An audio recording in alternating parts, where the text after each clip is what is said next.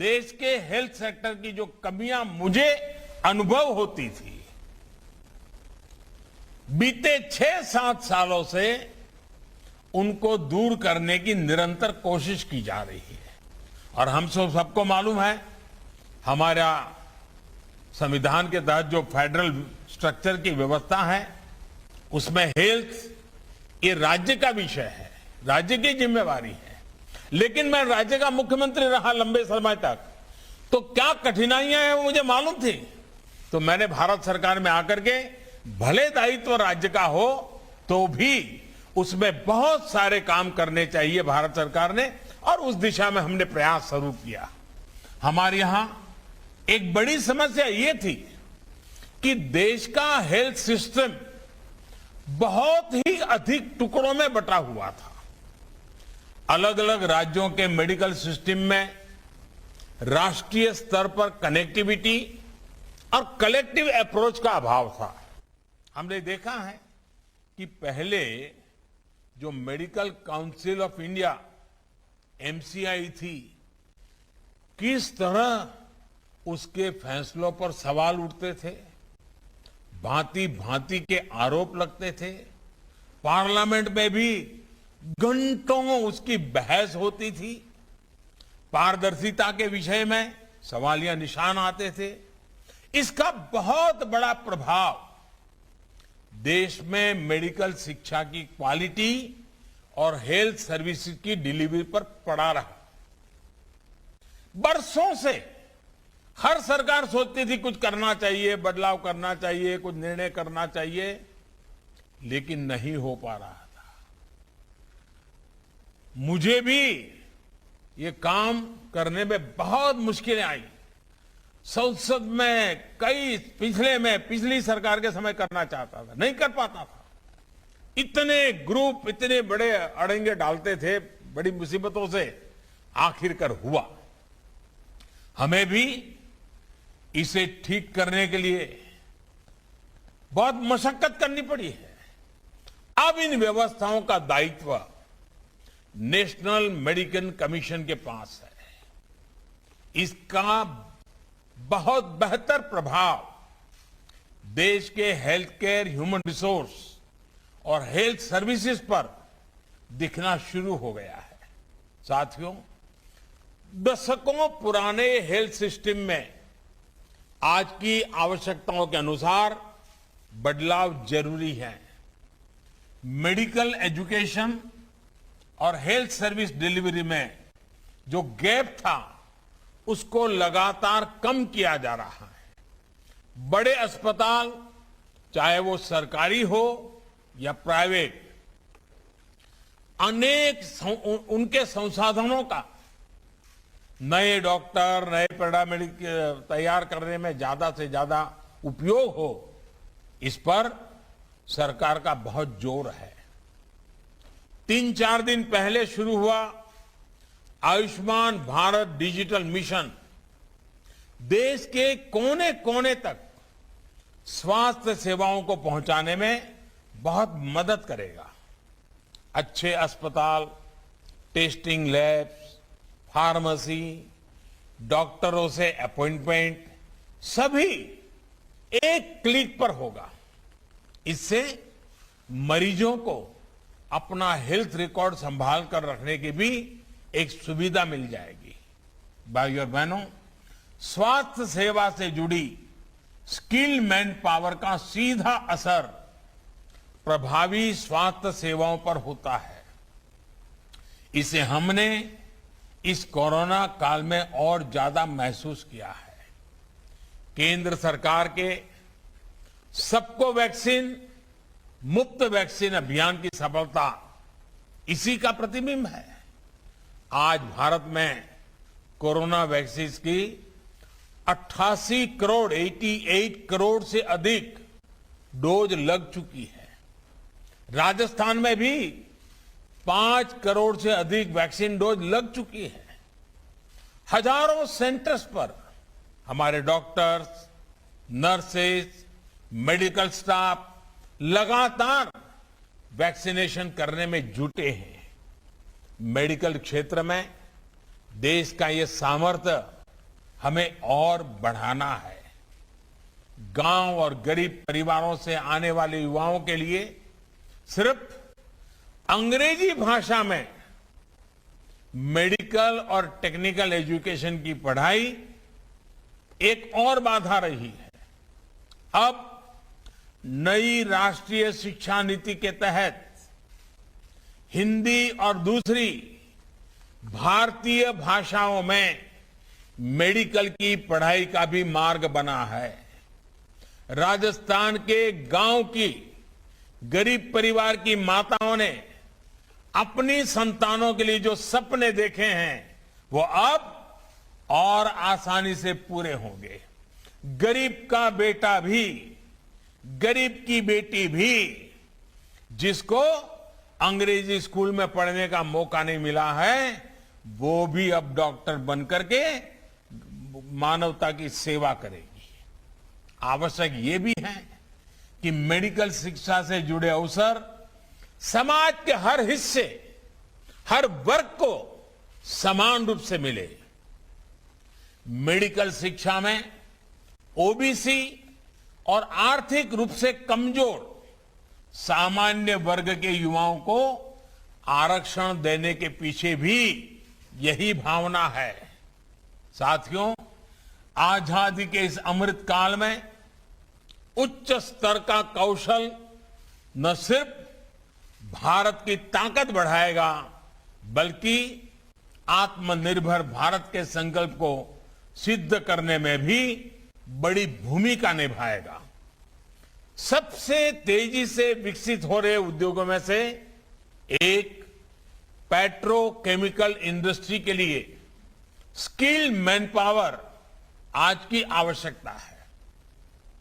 राजस्थान का नया institute of petrochemical technology इस क्षेत्र में हर साल सैकड़ों युवाओं को नई संभावनाओं से जोड़ेगा। पेट्रोकेमिकल्स का उपयोग आजकल एग्रीकल्चर, हेल्थ केयर और ऑटोमोबाइल इंडस्ट्री से लेकर जीवन के अनेक हिस्सों में बढ़ रहा है। इसलिए स्किल युवाओं के लिए आने वाले वर्षों में रोजगार के अनेक अवसर बनने वाले हैं। साथियों, आज जब हम इस पेट्रोकेमिकल संस्थान का उद्घाटन कर रहे हैं तो मुझे 13-14 साल पहले के वो दिन भी याद आ रहे हैं जब गुजरात के मुख्यमंत्री के रूप में गुजरात में हमने पेट्रोलियम यूनिवर्सिटी के आइडिया पर काम शुरू किया था। तब कुछ लोग इस आइडिया पर हंसते थे कि आखिर इस यूनिवर्सिटी की जरूरत क्या है, यह क्या कर पाएगी, इसमें पढ़ने के लिए छात्र छात्राएं कहां से आएंगे। लेकिन हमने इस आइडिया को ड्रॉप नहीं किया। राजधानी गांधीनगर में जमीन तलाशी गई और फिर पंडित दीनदयाल पेट्रोलियम यूनिवर्सिटी पीडीपीयू इसकी शुरुआत हुई। बहुत ही कम समय में पीडीपीयू ने दिखा दिया है कि उसका सामर्थ्य क्या है। पूरे देश के विद्यार्थियों में वहां पढ़ने की होड़ लग गई। अब इस यूनिवर्सिटी के विजन का और विस्तार हो चुका है। अब ये पंडित दीनदयाल एनर्जी यूनिवर्सिटी पीडीईयू के रूप में जानी जाती है। इसी तरह के संस्थान अब भारत के युवाओं को क्लीन एनर्जी के लिए, इनोवेटिव सॉल्यूशंस के लिए आविष्कार का मार्ग दिखा रहे हैं, उनकी एक्सपर्टीज बढ़ा रहे हैं।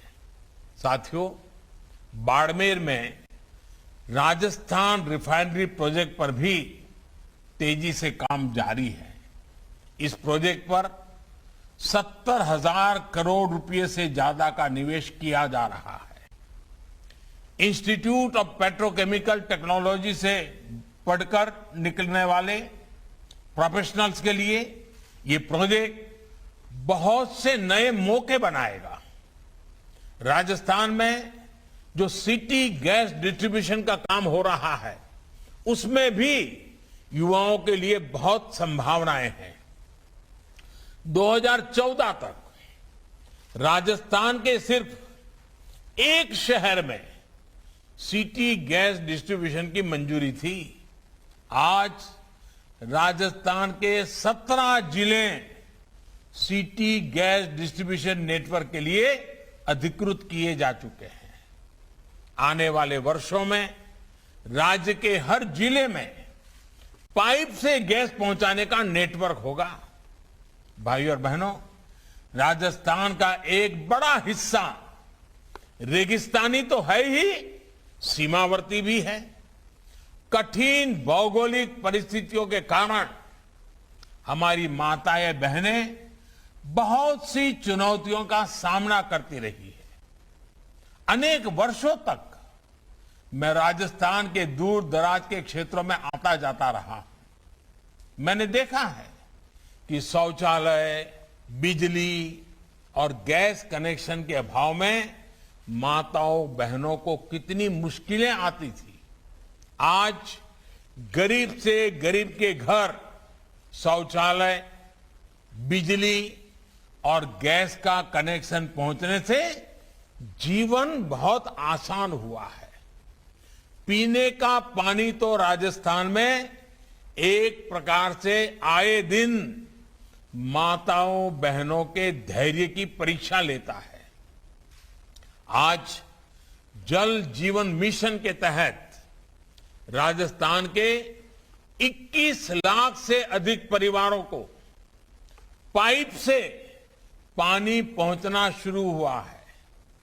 हर घर जल अभियान राजस्थान की माताओं, बहनों, बेटियों के पैरों में जो सालों साल छाले पड़ते हैं, उन पर मरहम लगाने का एक छोटा पर ईमानदार प्रयास है। साथियों, राजस्थान का विकास भारत के विकास को भी गति देता है। जब राजस्थान के लोगों को गरीब की, मध्यम वर्ग की सहूलियत बढ़ती है, उनकी ईज ऑफ लिविंग बढ़ती है, तो मुझे भी संतोष होता है। बीते 6-7 वर्षों में केंद्र की आवास योजनाओं के माध्यम से राजस्थान में गरीबों के लिए 13 लाख से अधिक पक्के घर बनाए गए हैं।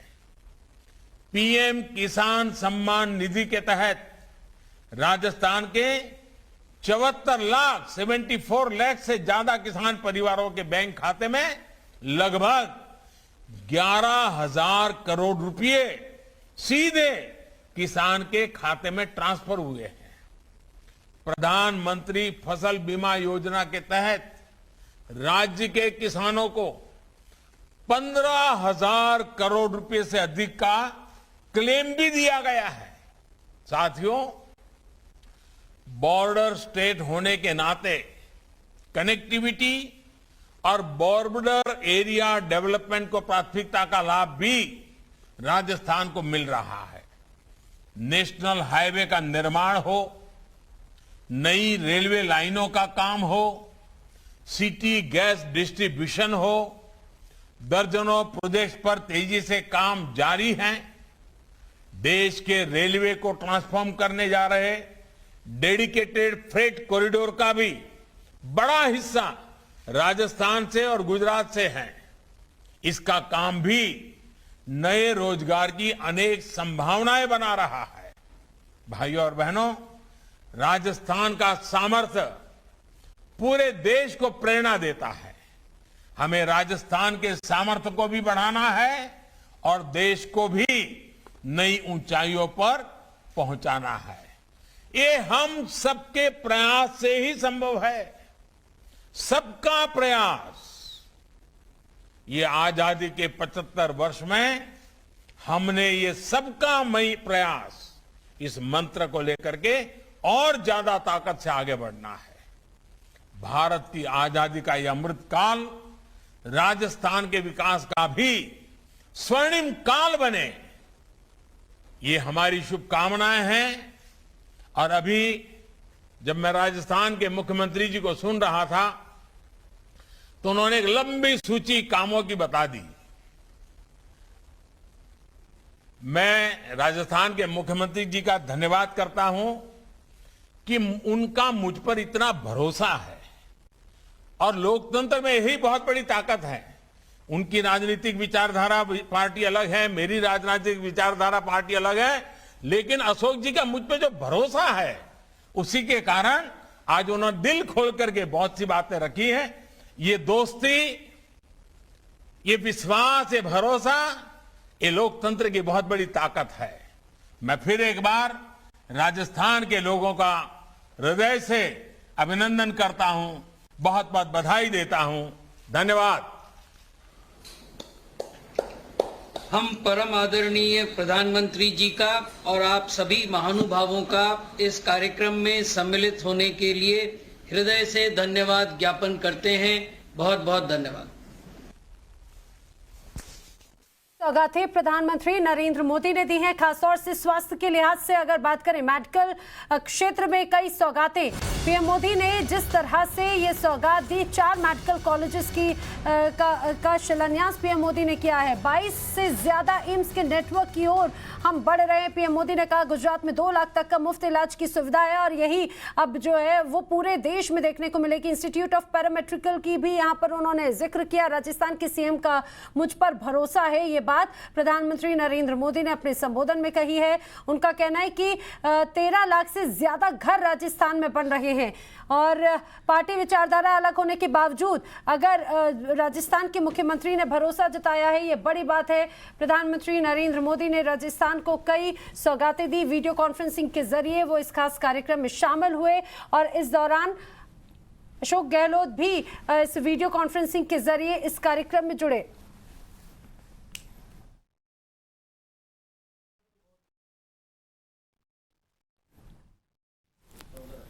प्रधानमंत्री नरेंद्र मोदी राजस्थान को कई तरह की सौगातें देते हुए आप उन्हें सुन रहे थे। आप ये सोचिए, ऐसा जिस तरह की अभी तस्वीर नजर आई, राजस्थान जहां पर कांग्रेस की सरकार है, मुख्यमंत्री अशोक गहलोत है, वहां पर मेडिकल कॉलेजेस के अगर शुभारंभ की बात हो, शिलान्यास की बात हो, तो देश के प्रधानमंत्री नरेंद्र मोदी ने उस शिलान्यास किया। इस दौरान वीडियो कॉन्फ्रेंसिंग के जरिए राजस्थान के मुख्यमंत्री भी मौजूद थे। इस पर खास तौर से प्रधानमंत्री ने कहा कि राजस्थान के मुख्यमंत्री ने मुझ पर भरोसा जताया, सीएम गहलोत ने मुझ पर भरोसा जताया। पार्टी अलग है, विचारधारा अलग है, लेकिन इसके बावजूद भरोसा जताया है। इसके साथ ही कई तरह की और सौगातों की उन्होंने बात कही, खासतौर से स्वास्थ्य के क्षेत्र में, मेडिकल क्षेत्र में ये बहुत बड़ी सौगात मानी जा सकती है।